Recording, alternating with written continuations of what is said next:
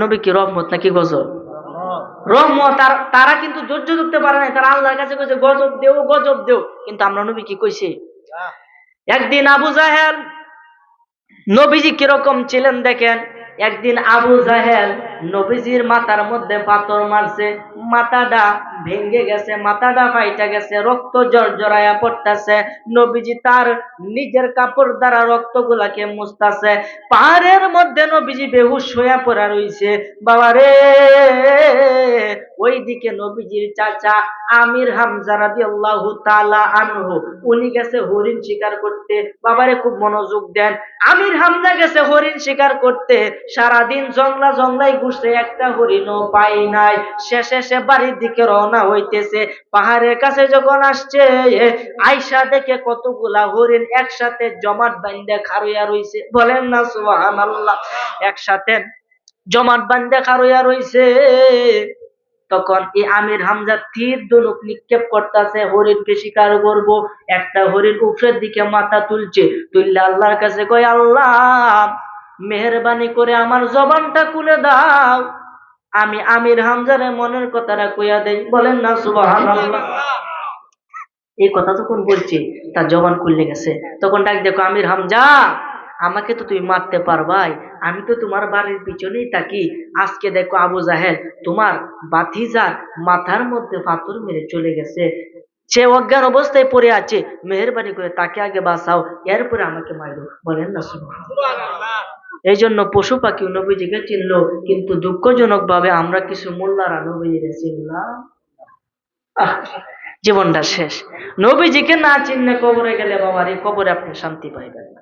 এই জন্য আমির হামজা তাদের কথা না শুনলে আগে বাড়িতে দৌড়ে গেছে, যে বাড়িতে কি অবস্থা দেখি। এই কথা বলে বাড়িতে যখন গেছে, গিয়া দেখে তার বিবি আলুং তালুং কেশ, মাথার চুল আওলা জাওলা, সে নয়ন বইরা কানতেছে, চোখের পানি দিয়ে বুক বাসতাছে। ডাক দিয়া কয়, বিবি গো তুমি কেন কান্নাকাটি করো? ওই বিবি ডাক দিয়া কয়, স্বামী গো, আজকে আমার কোনোদিন আপনার কাছে কোনো কিছুই চাই নাই, আজকে আপনার কাছে একটা জিনিস চাইবো, দিবেন নি? তখন বলতেছে, আজকে তুমি যা চাইবা তাই পাইবা, আমি আজকে তোমাকে কথা দিলাম, তোমাকে আজকে খুশি করে ছাড়বো। বলেন না সুবহানাল্লাহ। তখন আমির হামজা রাদিয়াল্লাহু তাআলা স্ত্রী বলতেছে, স্বামী গো,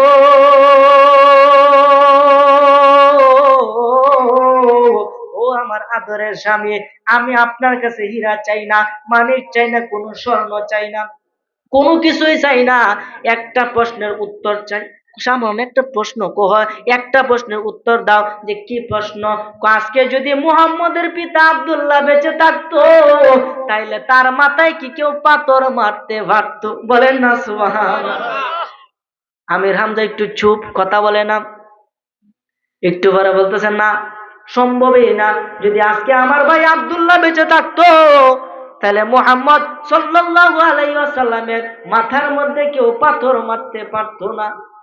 তখন বলতেছে, স্বামী গো, যদি আমাকে খুশি করতে চাও, তাহলে আগে তোমার বাতিজাকে বাঁচাও। বলেন না সুবহানাল্লাহ।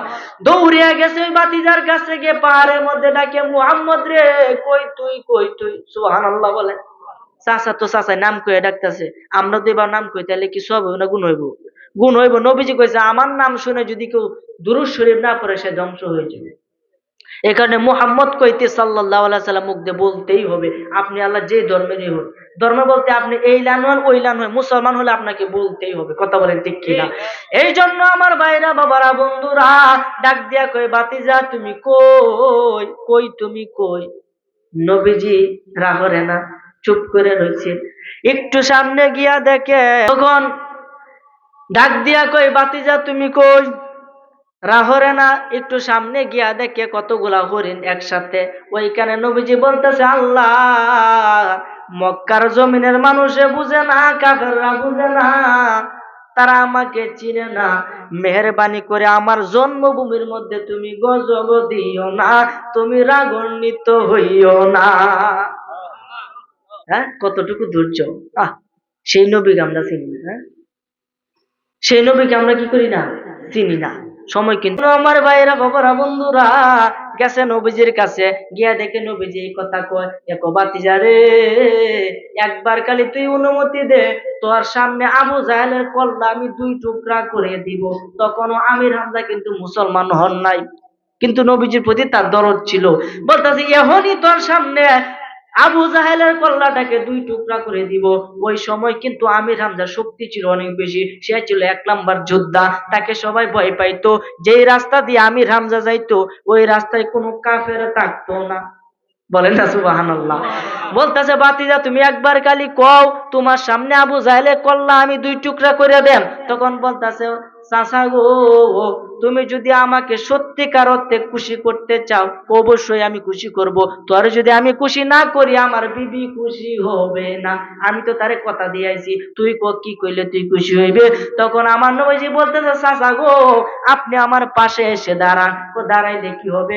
ও একবার আমার কানের মধ্যে জবানে আপনি জারি করে দেন, লা ইলাহা ইল্লাল্লাহু মুহাম্মাদুর রাসূলুল্লাহ সাল্লাল্লাহু আলাইহি ওয়াসাল্লাম। বলেন না সুবহানাল্লাহ।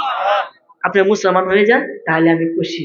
এরপরও সে বলে না যে তুমি প্রতিশোধটা নেও। হ্যাঁ, সে নবী কেমন নবী? যে নবী আপনার নবী, আমার নবী, জিনের নবী, মানুষের নবী, ফেরেশতার নবী, আরশ কুরসি লৌহ কলমের নবী, 18,000 জাত, 80,000 আলমের নবী, আমার আল্লাহ বলে স্বয়ং আমার নবী। সে নবীর সাথে কারো তুলনা আছে? আছে কারো তুলনা? সেই আল্লাহ তো নবীজিরে বানাইছে, তাহলে আল্লাহ কেমন মহান চিন্তা করেন একবার। হ্যাঁ, প্রভু তুমি রহমান, প্রভু তুমি মেহেরবান, প্রভু তুমি রহমান, প্রভু তুমি মেহেরবান। আরে তোমার হাতে জীবন মরণ, তোমার হাতে প্রাণ, প্রভু তুমি রহমান, প্রভু তুমি মেহেরবান, প্রভু তুমি রহমান, প্রভু তুমি মেহেরবান। গাছ গাছালি বন বনানি বিধান দাতা তোমায় মানি, তোমার কোরআন সত্য জানি, দিয়ে মন প্রাণ, দিয়ে মন প্রাণ। ওরে পরকালে তোমায় পাবার আশায় পেরেশান, প্রভু তুমি রহমান, প্রভু তুমি মেহেরবান, প্রভু তুমি রহমান, প্রভু। সাগর চলে নদী চলে কলতানে তোমায় ডাকে, যাওনি ভুলে যে ভুলেছে তোমায় দয়াবান, তোমায় দয়াবান।